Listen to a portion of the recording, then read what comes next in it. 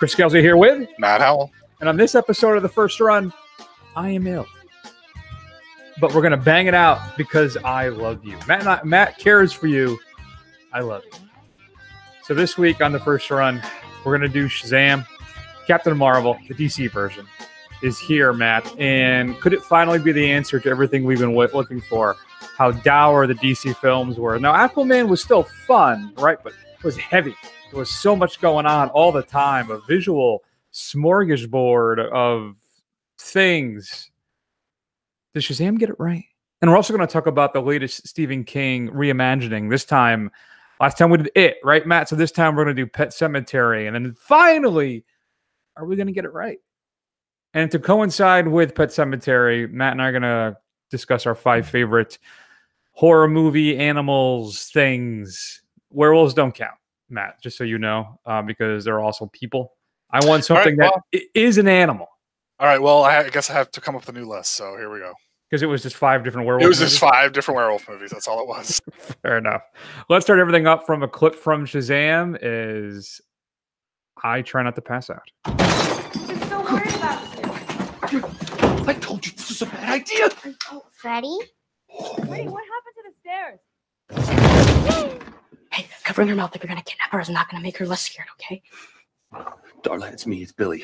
I know I don't look like me. A wizard made me look like Maybe this. don't start with the wizard. It's just gonna make her more confused. Some old guy brought me to a temple, and he made me say Shazam. Rosa! Verbally triggered body manipulation properties? You can switch by saying Shazam!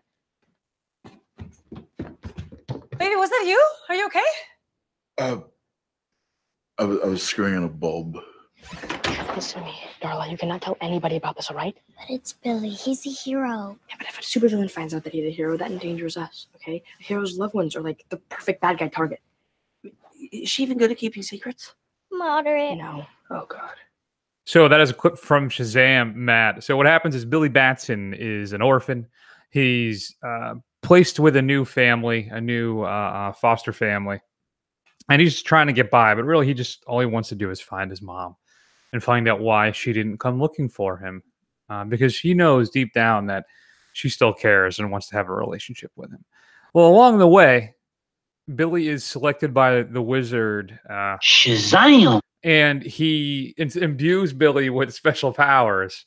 And he kind of uses the powers for his own good, right? He's a little selfish about it. But then, of course, Dr. Savannah comes around and basically wants all the Shazam powers for his own. And then stuff happens. Matt, so let me ask you. Has Shazam righted the ship here for the DC universe? Are we now, after Wonder Woman was solid, Aquaman was goofy but fun but a little heavy? Is Shazam? Are we now fully on course here? Did you enjoy this thing? Yeah. So let me ask you this before we get into that: is it fair to call this the DC universe? Does it still exist? Is it? Oh, still, sure. Are they still pushing that narrative? Yeah. They are. Okay. Yeah, because there's numerous odd nods to the universe. Sure. The Aquaman stuff, the Batarang, talking about the Superman talk. I think there's even, I just saw a headline, I didn't read it yet, about supposedly something about there's a nod to Batman and retiring, at least to Bruce Wayne Batman stepping down in some capacity. Okay. I don't know. It could just be some crazy fan conjecture. But there is enough there, yes, that the DCEU is still alive and well, at least in this film. Okay. All right. Well, thank you for clearing that up. The bigger nerd of the two of us, who would have ever thought? Yeah, I think this is definitely righted the ship. I actually really had a good time watching this. I took my daughter to go see this, and she had a good time. I think it had the light tone that has been missing. It's not as dour as any DC movie that's come before, and it's just it's a lot of fun. It's probably the most competent and all the way through, and the most solid all the way through, consistent, I should say, all the way through. So let me ask you about that. So you brought your daughter. What is she clocking in now? 6, 12, 53? She's 7. She's 7. Okay. So I've read too. So there's some parts of this that may be too scary for kids, particularly when the 7 deadly sins unleashed. Yeah. And of course, Mark Strong's Savannah. I mean, at some points they're almost not quite 2 different films, but Savannah's arc is much darker and violent than anything that happens with Billy and Shazam, right? Right. Yeah, it is. It is. How did she handle all that? Was she okay? Yeah, she actually thought it was a little scary when the gargoyles came to life, especially the boardroom scene. She thought was pretty frightening, but she was on board. I think she really enjoyed the kind of goofiness of the superhero and stuff. I mean, she was really into all of that. So maybe a little too far on one side, but I mean, for the most part, she actually liked it a lot. Fair enough. I agree with you. I think this is the most fun and the funniest of all the DC films. It's certainly the most enjoyable. It has the lightest touch, even with the Savannah stuff. And maybe it doesn't quite marry that ending when Savannah and Captain excuse me, I know I shouldn't be doing that. When Savannah and Shazam meet up, right? That we kind of lose all the Mark Strong, dark, and intense stuff. The Seven Deadly Sins kind of aren't as creepy and as scary as they are, particularly as well as you said in that boardroom scene. Sure. So if I had any criticism of the film, it may be that in the balancing of the tones, but specifically how we just kind of lose track of that whole thing in the end, I think would basically be it.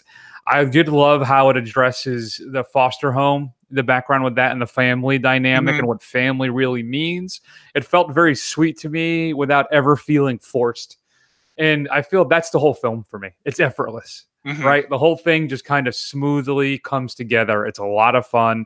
There's some strong action set pieces, and the cast, I think, is universally great.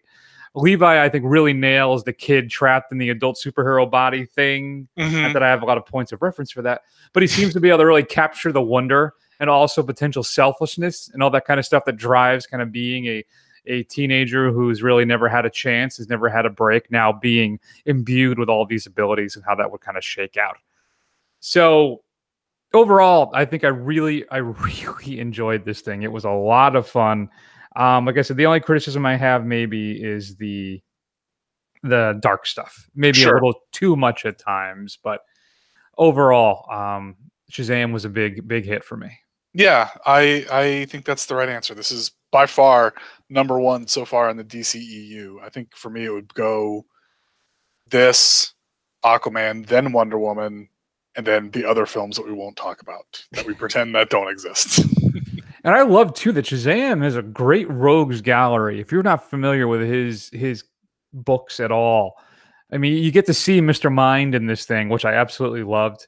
Yeah. Black Adam, which may or may not still be played by Dwayne Johnson. We don't know if he's going to get his own solo film first, or if he'll show up in the sequel, or if he'll even be Black Adam. Who knows by the time they get around to that. But they also have that, what's his name? Is it Captain Axis, the Nazi guy? I mean, he's got a ton of crazy kind of 1950s villains. So I hope we do get some more. I think we got a good shot here at a sequel too, Matt, because it cost $100 million to make. And I think we're at 259 basically right now. And in fact, at 1 week too, it actually beat Hellboy, which we'll be talking about in a couple weeks. Right. Clearly no rush on that one. But still, so Shazam. Is that 259 domestic or is that worldwide? No, that's world. Box Office Mojo actually has it a little lower. Maybe they just haven't updated their stats. They have it at 95 basically domestic with another 126 foreign for a total of 221. Yeah.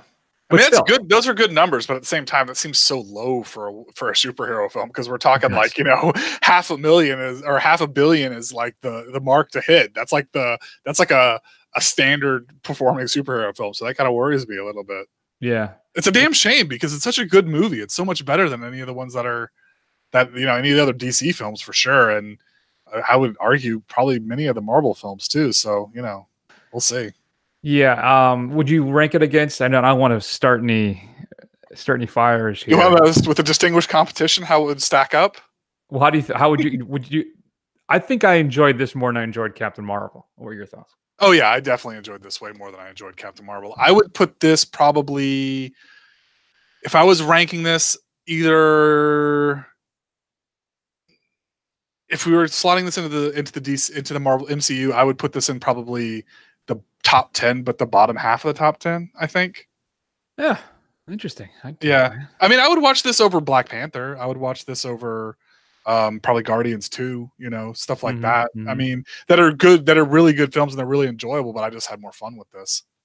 Fair enough. Yeah. And we did get another thing too. Shazam, they have a talking tiger guy. like a guy who looks like a tiger. Oh yeah, that's Taki right. Tawny, and he is little homages to him throughout the movie. If you look out for him, so I mean that's how crazy his gallery of people is. So can we get briefly into the weeds here? I just want to ask you one question. So at the end, I don't want to. So spoiler alert, guys. If you don't want to hear, just skip forward maybe 2 minutes. But does the additional superheroes at the end, do they each have their own power, like split up, or is it they have all the same powers of Shazam? No, they're power specific, I believe. Okay. Though I think Captain Marvel Jr. is a lower powered version of Captain Marvel. Okay. That's Freddie Freeman, the blue suit. Okay, gotcha. All right. I believe. I could be wrong on that. I'm not as up on the Marvel family, unfortunately. Okay. So yeah, I didn't even know that was a thing, but thank you for filling me in. That was a fun little treat too. It's like I was like, oh, I know who 2 of those people are. I don't know who the other 2 are, but I knew who 2 of them were. So yeah, it was a lot of fun. Yeah. So I'm giving Shazam a B+, Matt. Where are you coming down? Yeah, I'm giving it a B+ as well. Right on the nose. Thank God we're the same for once. Jesus. Thank goodness. Last time I broke a couple chairs. So if you've had a chance to see Shazam, shoot us an email at feedback@thefirstrun.com. That's why you run the show. You put a lot of work into that. I'm glad you wouldn't track that sound clip down. You're welcome. Coming up on Blu-ray and DVD this upcoming Tuesday, April 16th. One of the films I was looking forward to the most, probably the last 10, 15 years. Is it 15? 13? Either way. And now you can watch it on your home screen. I found someone who will require your full potential to come out. A superhuman serial killer. Don't do this. How can we be the only ones? Maybe we believe something that isn't even true. Today is your coming out party. At least you know what to wear.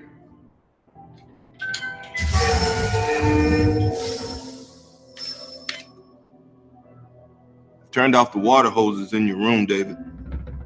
There's only the door left. Elijah. It's metal. But you can't get through it because people's bones break against metal. And you're nothing special. A lot of people are going to die, Overseer, if you don't get through that door. Whoa. So that, of course, is Glass, the wrap-up to the Unbreakable trilogy. If you get it from Best Buy, there's some art cards. You can basically just replace the cover for any one of the 3 main characters. Target jumps into the Steelbook arena as well. And there's a whole bunch of featurettes on this. And if exclusive to the 4K is an alternate opening, 12 deleted scenes, and a conversation with James McAvoy and M. Night Shyamalan. I got to tell you, I think we talked about it during the review of the show too, Matt, that McAvoy was the strength of that final film. I mean, actually, maybe the 2 of those. He's fantastic in Split and then in Glass as well.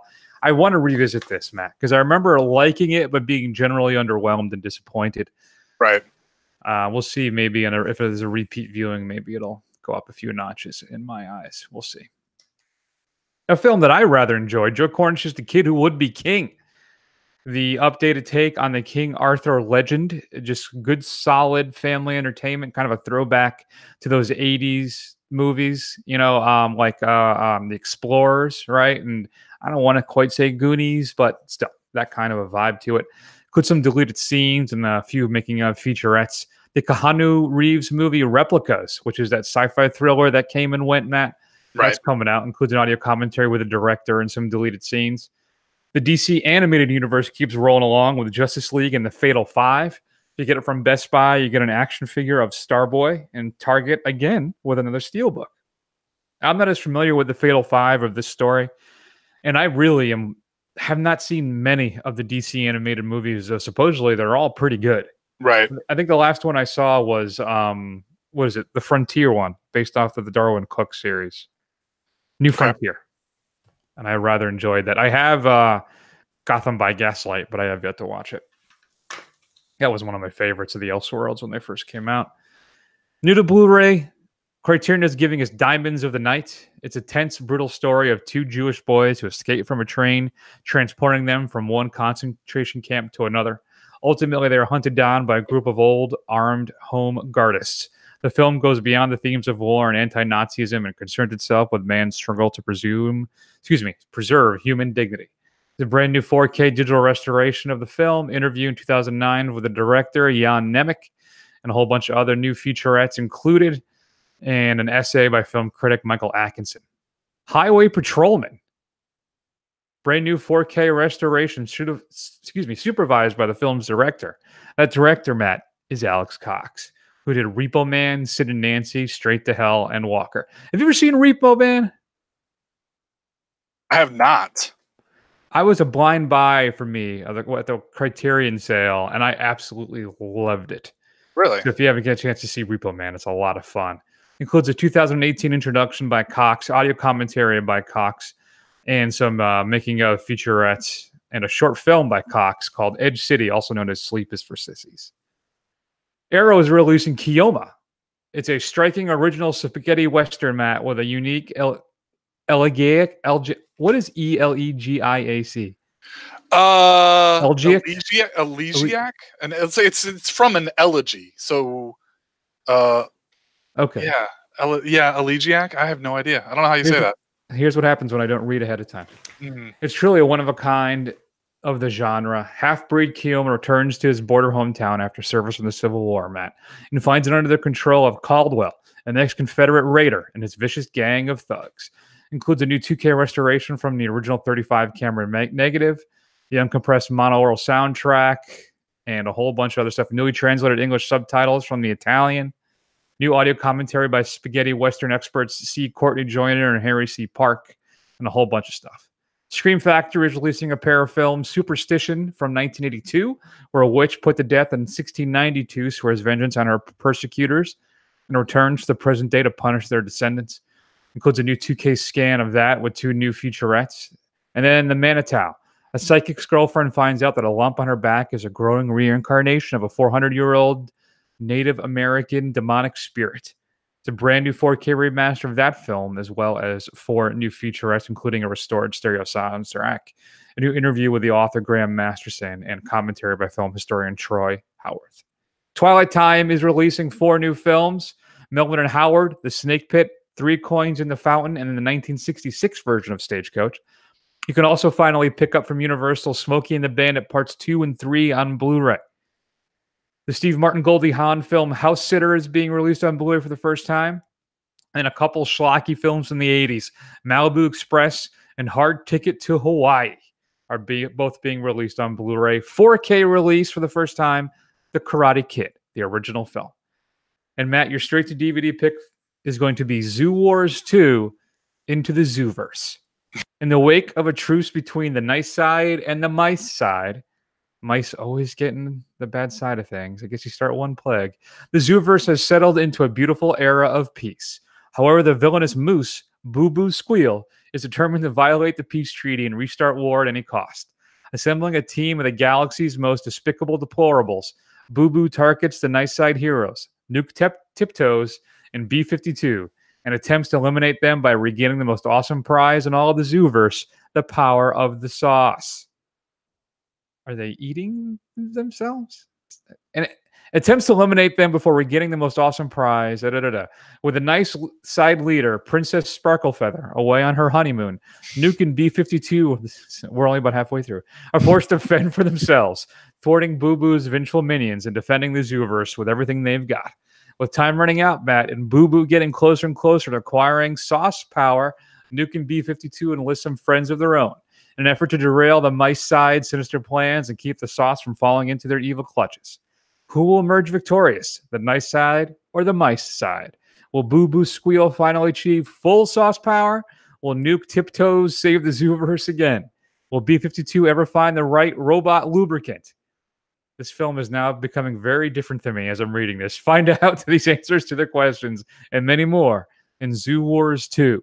I'm looking at just like a children's film that's also exceptionally violent with graphic sex. I guess so. I mean, and I got triggered there when you said the word deplorables. I mean, we all know what that means. I mean, it's like, wow, what are we? Is it some kind of right-wing children's sex comedy in a zoo? It could very well be. What should we be streaming this week? So available on Amazon Prime is Quiet Place, one of the better thrillers of last year, with the conceit of it's basically post-apocalyptic America. Aliens have invaded, and if you make any sound, they will kill you. It's a lot of fun. I mean, it's a good little film, and it's a good use of the kind of conceit of silence. So you don't have to listen to John Krasinski talk if you're not a fan of him, which is apparently some people. I don't understand that at all. That's fine. You know what else, too, is currently available on Netflix? You haven't seen it. Strangers on a Train, the Alfred Hitchcock classic. Yeah, there it is. If you haven't seen that one, boy, that is a great one. All right, Matt. Moving on. Let's go ahead and take a few minutes, hopefully very few, and talk about Pet Semetary. What is it? It's Church, honey. We think Church ran away, sweetheart. Yeah. He didn't run away. Well, He was outside my window last night. sweetheart, maybe you were having an and that's okay. And it's okay to be confused about this stuff. I know you miss him, but you might just have to accept that you might not come home. He came back last night. Look. He's right there.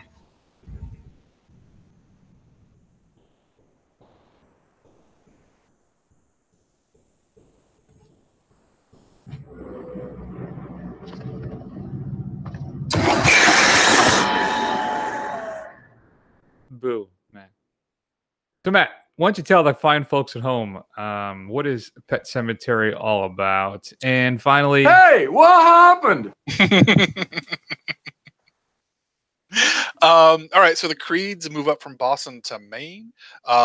They discover that there is a pet cemetery behind their house. And then when the family cat is run over by a truck out in front of their house, their kindly old neighbor takes them further back into the woods to a different type of burial ground where anything placed in it will come back, but not always correct.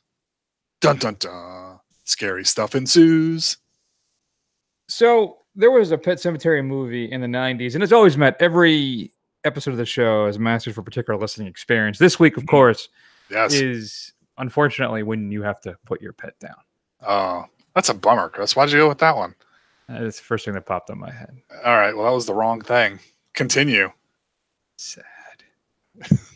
Sad. It's one of my favorite things about Jerry Blank with Stranger with Candy. It should always announce her emotion. Sad. So, Matt, Pet Semetary. So the first one came out in the 90s, and I remember not really liking it at all. Right. Though it did have not Fred Ward.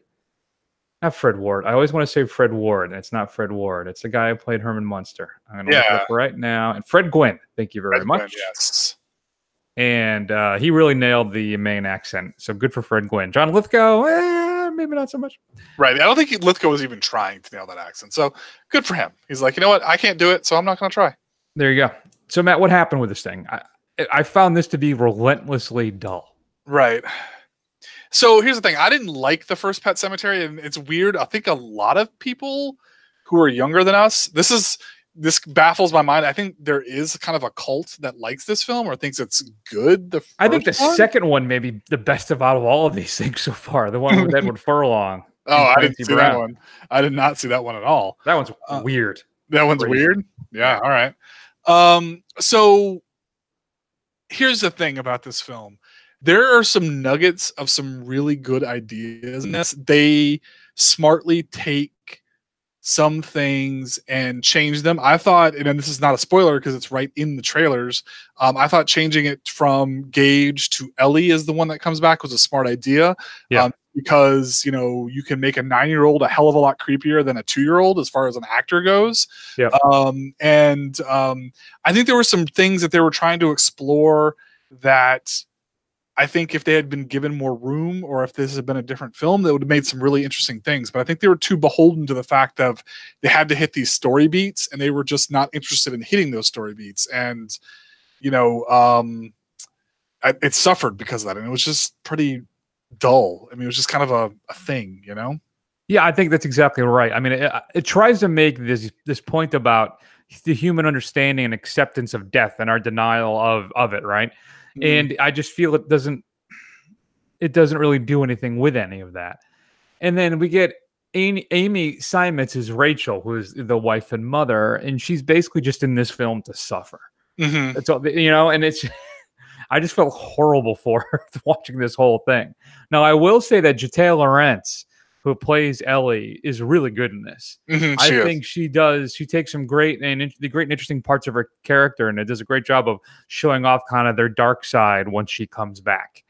And it's outside of that, I think that's really the only stuff that I found interesting or redeeming about it.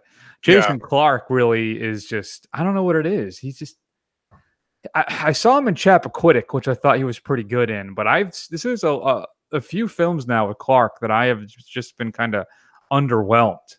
Yeah. So I'm not sure what's going on there, but it's still, I don't know. So, no, I'm sorry. Go ahead. What are you going to say? I think this film could have been better if they had gone to the Ellie coming back part earlier. And I think if they had kind of explored that, there's some really creepy, effective scenes where she's kind of talking about him or talking about what happened, and she's getting dressed and all that kind of stuff. That was all very effective. But when she just kind of flips the switch and goes psychotic killer, that's when it's kind of like it kind of went off the rails. I think if they had just kind of focused on that piece of it, I think it would have been a much more interesting film. I'm really disappointed just because I think they had some good ideas in here and some things to change, and it could have been very more successful, but they missed it, man. They missed the mark. What about more like with the Wendigo, right? And it's this influencing demon that kind of is able to kind of draw you in. And I mean, I don't know. I think I may have liked to have seen a little more, maybe not a visual representation of the Wendigo outside of what we've seen in that book. Right. But I don't know, maybe some more of the, how would you put it? Kind of like how Dracula is able to draw you in type stuff. Sure. Yeah. I mean, it was interesting. I mean, Judd's motivations were, they didn't seem very realistic at all. Lithgow didn't sell anything that he was trying to put forward here. So I was like, okay, whatever, Judd, you just had to do that because that's what the script said. But I don't know. But what did you think about the change to the ending? This will be the second one after the Mist of this King stories where they radically changed the ending of the actual story. So I didn't know what you thought about that. Again, as one of my notes, and I wrote, man, quite the dour ending. Right. And it is. It's like, just like Rachel is in this film, I feel, just to suffer. The whole thing is... Now, I think the reason why The Mist works so well is the ending of that film, because it has that reveal at the very end after that act is committed. Right. That puts the whole film on its head. But this doesn't have that same kind of visceral response for me. So I was just kind of sad about it. I'm like, all right, I'm just going to walk out of this thing feeling miserable then. Par for the course, another day, just a little worse, right? Yeah. I don't know. Well, it did motivate me to go read the book again. I haven't read the book probably in like 20 years, so I'll have to go check it out, I guess. 20 plus years. I don't really remember much about it, but I just remember it was a huge bummer. So I'm going to go subject myself to that. That sounds like a great idea. Yeah, it is. Yeah. I mean, when King was in his depth of his Coke addiction, his Coca-Cola addiction, kids, be careful. This has been a real dark episode, too. It has, yeah. Even though you're talking about Shazam. I don't know. I think it's because I don't feel well. I am. Because you're sick. You're not bringing the A game. I'm fumes right now. Yeah, you are. You're coasting. Yeah. So, what are you going to give Pet Semetary? Is it better than the '90s one? Would you, if you had to choose one to watch, which one would you watch? I would probably watch this one. I would probably watch this one because this one, I don't have a lot of tolerance for campy. Like if it's campy, it's got to be funny. It's got to be really good to me. But I just think the other one's just like incompetent. Whereas this one, I think, is at least competent in a lot of pieces of it. I agree. So I'm giving. Well, actually, you go first. What are you giving this one? I'm gonna give it a C. Okay. I got a C minus. Again, worlds apart. Worlds apart. I mean, I don't even understand how we can still do this show because we disagree on everything. It's tragic, really. If you got a chance to see Pet Semetary, shoot us an email at feedback@thefirstrun.com. Coming up, oh baby! Now we're gonna talk. We're gonna get into it. Now things are gonna get dirty. Gloves are coming off, Matt. We're gonna talk about our 5 favorite kind of killer monster type animal things in movies.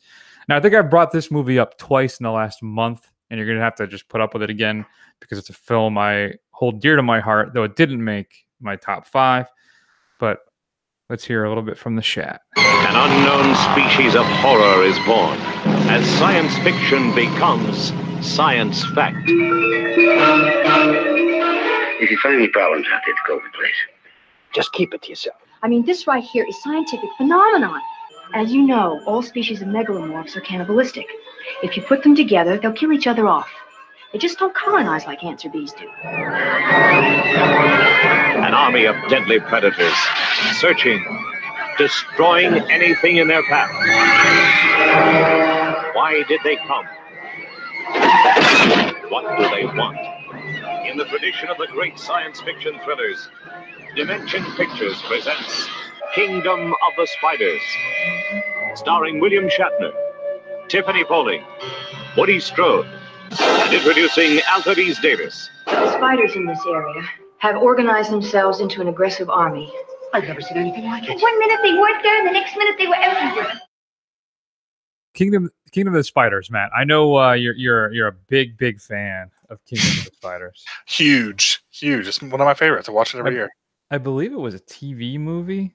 Was it? Originally, it might have been, but it's basically these spiders take over this town, and it ends with, I'm just going to tell you because you're never going to watch it. It ends as the camera, they're wondering if it's all over, and they look out the window of the house, and the camera kind of pans out into the neighborhood, and the entire place is covered in spider webs. Everything is covered. Are they giant spiders or are they regular spiders? No, just regular spiders, just an S ton of them. Okay. Like hundreds, if not millions, 100,000, if not millions of them. I think I actually bought this film on DVD in a dollar bin at Walmart, and I've never watched it. Part of my grade unwatched. You'll have to do your own episode one time. There you go. I like too. At one point, she says like how they've all joined forces. They've become an army. In that trailer, that's good stuff. So I'll go first, Matt. We'll give you the ultimate number 1. Oh, thank you. We're going to talk about the scariest monster animal type thing, movie things. So my number 5, I'm going to go with Piranhas. Not only the Roger Corman classic, but also Alexander Asia's just corny as hell, just roller coaster ride that is the Piranha remake. Mm-hmm. I love that thing. Now I don't know if you ever saw the sequel by the guy who won that Project Greenlight. Oh no! Yeah, he did part 2. Okay. It was Piranha 3 Double D. Right. Oh God. So, but still, that first one is a ton of fun, and the Roger Corman one is a classic. I don't know if he did. I don't think he directed the original though. Did he? I think was that a Cameron joint? Joe Dante. There you go. Joe Dante. All right. Forget that. But yeah, that's my number 5. I tell you, I was terrified of going in the water and piranhas. Not that I've ever really encountered a piranha here in the States, up in Long Island Sound, but you never know. Yeah. You never know. You never know. I mean, they could have migrated up from, the Amazon just to get you. Could be. All right. So you're going to get annoyed at this list because I made some cheats and I don't care. All right. So my number 5 is the bear from The Revenant. That is a long, brutal bear attack. And that's I a think good one. It fits. I think it fits. Even though The Revenant is not a horror film, it is a brutal sit through watching this guy get mauled for like 20 minutes on screen. Yeah, that's no fun at all. That's a good one. I don't mind that one. I'll let that one go. Thank you. I appreciate it. Accepted. That is fine. I don't have any dinosaurs on here. They're not considered animals, are they? They're lizards. Yeah. Well, they're animals. I guess they would be animals if they were still around eating us. I didn't have any dinosaurs. That's okay. My number 4 is White Dog. You ever see Sam Fuller's White Dog? No. Okay. So Christian McNichol hits a dog going down the street. Okay. And not too bad. Takes him to the vet, and she's going to bring him to a shelter. And that night, a a horrible bad guy tries to break into her apartment and assault her. And the dog scares him off. And he's like, oh, he protected me. So she takes him in. So she brings him into some training. And it turns out that this white dog is a white dog. That there's a white dog. Just watch the trailer. You'll know what I mean. So it's a dog that was trained by racists to attack black people and kill them. Oh, wow. Okay. Wow. And then, so she brings him to a trainer paid by Paul Winfield to try and break this training. Okay. And eventually they run into the trainer and it's a whole thing. But it's a great little Fuller film, and that focus basically, it talks about basically, is racism learned, right? Or is it innate in who we are? And they, when the film's being made, Paramount basically got scared and they didn't release it. I think it was out like for a few days in a few theaters, and that was it. And they yanked it. And I think they were upset about, they're worried about the backlash. People are saying the film is racist. They didn't want to aggravate or uprile the Klan, I think, at one point. So anyway, but it's a great little drama with some scary stuff in it. Not just about the dog. So White Dog is available right now from Criterion. I don't know if it's on the Criterion channel, which I do have now. I'll have to check that. But White Dog's a great little one. So there you go. Interesting choice. And I'm amazed that it's a Criterion selection as well. You never know with them. They can go high or they can go really low. White Dog's a good film. I mean, it's not Armageddon or The Rock. Well. Go ahead, there you go. So I've got a giant monkey. Does that count? Giant monkey? King Kong? Sure. Yeah. King Kong. He's a giant monkey. Giant gorilla. A giant ape. Yeah, but it's not. Is he really scary? It's not his fault, man. I mean, he's scary to the people when he's swatting stuff out of the sky. When he's eating people or stepping on them. He's scary. He was scary in the 30s. Yeah, you're right. I didn't have him on there because I felt like he's kind of misunderstood. I mean, he would have been totally fine, though he was eating people when they would sacrifice them to him, wouldn't he? That's right. He was not a good guy. I forgot about that part of it. Mm-hmm. I don't put that on Kong, but it should be at least an honorable mention. I didn't really consider him because of that. I mean, he was just looking for love, aren't we all? We are. My number 3 then is a bear of a different color, and that is the mutated bear from Annihilation. Good one. That thing terrified the hell out. I get chills just thinking about it now, and it's not just because I'm queasy at the moment. No, that thing is terrifying. The roar that it has when it gets all up and close, and the way that he shoots that, Alex Garland shoots that scene, man. And with the use of the limited use of light, and then all it is so effective, and is one of the more searing scenes that I've seen in years. So it's that bear thing from Annihilation. Number 3. Yeah, that's pretty good. I like that. I wish I had thought of that one. My number 3 is the one that I immediately went to, and is probably the biggest layup of this list, or at least on this list, is Cujo, which is the giant Saint Bernard who is rabid. Yeah. Another Stephen King story. I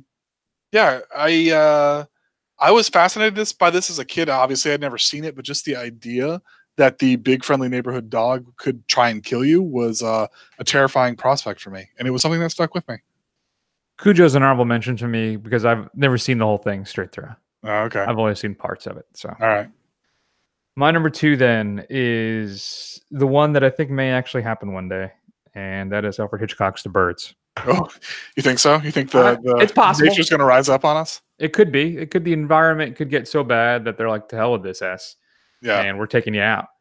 I think that's my biggest concern, Matt, legitimately, with climate change and stuff, is that we're going to unfreeze some biological thing that is just going to spread across the country or the planet and wipe us all out, like a new plague that's been frozen someplace for a millennia. That's how we're going to go, in case you're wondering. Hey, you know what? But as long as the economy is good and capitalism is making money, we're fine. I mean, they will save us because they've got money to throw at the cure, right? Yeah, Mrs. First Run is always concerned. Like, what we're doing with the planet. I'm like, honey, the planet's going to be fine.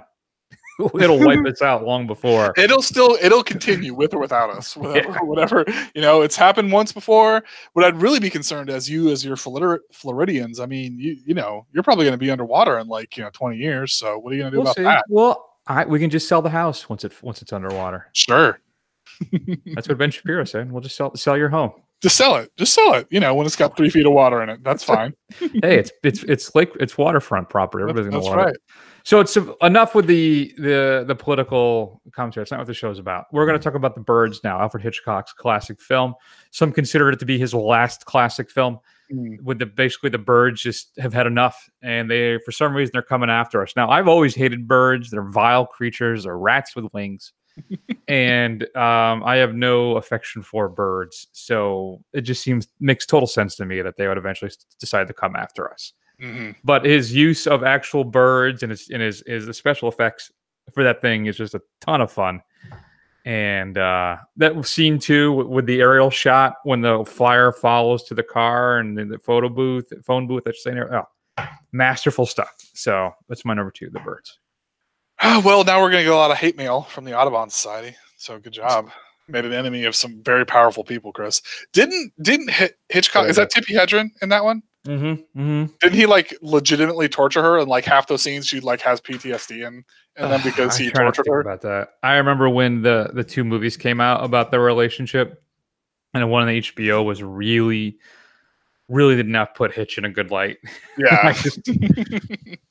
I try not to think about it, but yes, supposedly. All right. Well, remember, Chris, you get to like it as long as you enjoyed it before you knew he was. That's right. So, there you go. All right. So my number 2 is the dog from The Thing, and it's obviously The Thing, but I didn't count that because it's an alien. Yeah, but I mean, we've had some pretty stretchy entries on this already. I mean, come on. But it was my second point that I went to. So I think that dog is creepy as all hell. I mean, that's probably one of the most effective scenes of that entire film is when it's trying to mimic the dogs. It's just unnatural and crazy. And you know what I learned, Chris? Just as an aside here, I learned that the Thing remake, which we hated a lot, the prequel film, they had actually made that film with practical effects. Yep. Be like the original film, and I guess they were great, and the studio was like, no, you got to use CGI to make it more active or whatever, and that's why it looks so shitty. Yeah, I read that when it first came out, and I was so upset. I'm like, oh, come on. I was really hoping it would be like maybe that version would be released as a special feature or something when I bought it, but no, it's good enough, I think, though I don't know if I really care for the ending of the film either. But it doesn't hold a candle to the original or the remake, whatever you want to call it, the reimagining. But yeah, it's disappointing for sure. So my number 1, you want to talk about layups? I think this is the only answer. If it's not your number 1, you may be off the show. I don't know what to say. Your popular vote, you'll be removed. It's got to be Jaws. Right. Yeah, it is. It is Jaws. Because we didn't make a rule where we said no Jaws. The first time we did something similar, we did say no Jaws, but this time you have to. The Jaws gave me thalassophobia for life. I mean, I will not go in the ocean. I won't do it. I'm sorry. I think that's part of my issue too. I'll still go in it, but I'm not a big fan, man. No. Even the seaweed, there's stuff in the ocean, and there's stuff pooping and peeing in the ocean. You want me to walk into it? Hard pass. Pass. I know, right? Where it suddenly goes from knee high to all of a sudden up to your neck in a few steps. No, thank you. I don't want to deal with any of that stuff. Not cool, man. Not cool. So it's Steven Spielberg's classic film. I think, as always, as they say, it's so effective because the shark didn't work, right? So they had to kind of film around it to kind of make it more menacing, and it ends up benefiting the film. It is one of the greatest movies of all time. Mm-hmm. If you haven't seen Jaws, just end the show now. Please. And then go watch it. It's that good. It is that good. It's your first summer blockbuster. It is. You can blame Jaws for the current state of cinema, basically. Thanks, Spielberg, for creating a perfect film. But there's no superheroes in it, though, which is that's true. Roy Schreiber would say something against you. Would say something against you. Quint. Quentin could be, yeah. I was gonna go Dreyfus, but that's you and me, man. You're more about the drunkard, charming guy, and I'm all about the meek, intelligent guy. Sure. Yes. Are you explaining our dynamic? Yes, and nobody chose Schneider, which I found interesting. The actual hero of the film. Right. So, Matt, do you have any honorable mentions? I don't Spiders and Arachnophobia. That's a good one, yeah. And then, did you ever see Black Sheep, the Irish horror film about the zombie sheep? No, I have not seen it, but I know of it. Yeah, honorable mention for me. I think it's a lot of fun. All right. So, good times, good times. Oh, another good one too, Rogue, the Australian alligator movie. Oh, okay. Yeah, I didn't see that one either. No. I'm not a fan of Anaconda. Lake Placid too, actually. You know what? Lake Placid maybe should replace Piranhas on here for me. I forgot all about Lake Placid. That first one is a gem and is a ton of fun. Damn it. Oh well. What Ruined. are we gonna do? Sharktopus, maybe? Yeah, that's the one. That's the one. Slugs. Ate like a Tweaks. Never saw that. Grizzly. What's the famous piece in the plane? What's that from? Mega Shark versus. Oh, that's Megalodon 3. Oh, okay. Does that also have the favorite? When they're on the beach and he said they were talking about making plans later. Yeah, that one. Is that in the same film where it leaps out of the water and it eats the guy and it attacks the 747 right out of the sky? I don't know if it is. All I remember is that one particular scene from Megalodon. Your favorite scene of all time. I'm not going to say it here or play it here. I bet you though, if you just go to YouTube and type in Megalodon Shark Attack 3, it'll be one of the 2 or 3 top hits. I guarantee it. Yeah, I think the airplane one was a Megalodon versus. So just type that in there and you'll get to it eventually. All right, there you go. Mm-hmm. What's your favorite monster animal thing? I got to come up with a good title for this. Shoot us an email at feedback@thefirstrun.com. Matt, coming up next week, I think it's going to be a solo show because you're going on vacation. So the co-host is just going to be the love between me and the audience. I will be discussing the films I saw at the Gasparilla Film Festival, which were pretty good overall. We'll get into it. And then when Matt returns, though, Neil Marshall and Ed Harbor bring us. Is it Ed Harbor? No. David Harbor. Thank you. Yeah. Hellboy. The attempt to relaunch a franchise, this time adding in gore and violence and profanity. Again, I stand by my statement when I stated that anytime a film uses "The Boys Are Back in Town" or "Monet Monet" in a trailer, it's going to be bad. I was on Instagram and I got a pop up from Holmes and Watson with "The Boys Are Back in Town" playing it in the background while there, and I'm like, oh god. Oh, you're like, no, baby, no. Why? I still got to watch Holmes and Watson, but Oh, before we go, I do have one question for you. Since I'm not going to talk to you for a couple of weeks. Sure. Your thoughts on the trailer? The episode 9 trailer? Is it The Rise of Skywalker? Yeah, The Rise of Skywalker. Yeah, I'm not a huge fan of what that could possibly mean.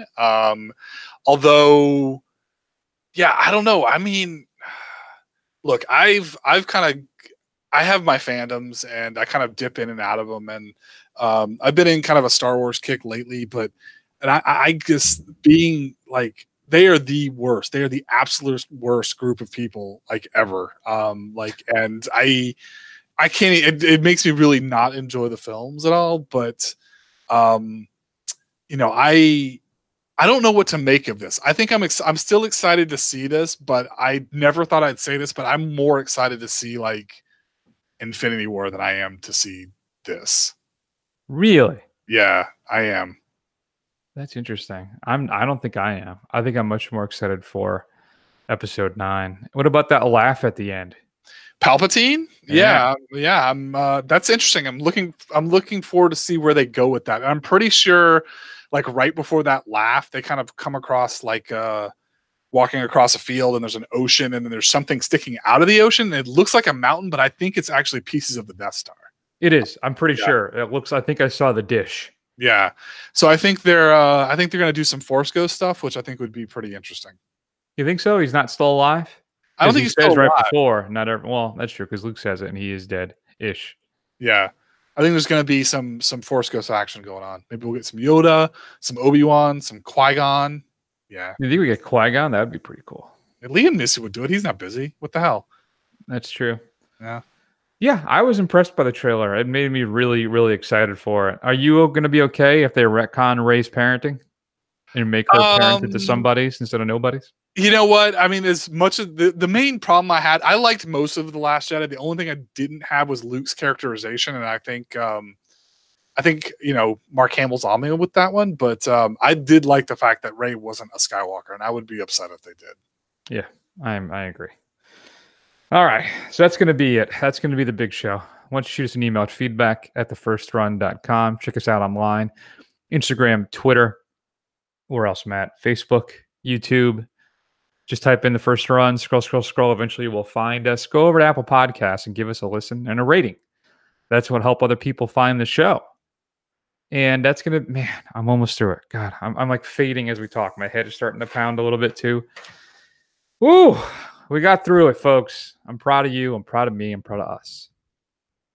Matt, why don't we go ahead and take an extended break, and we will see you all soon.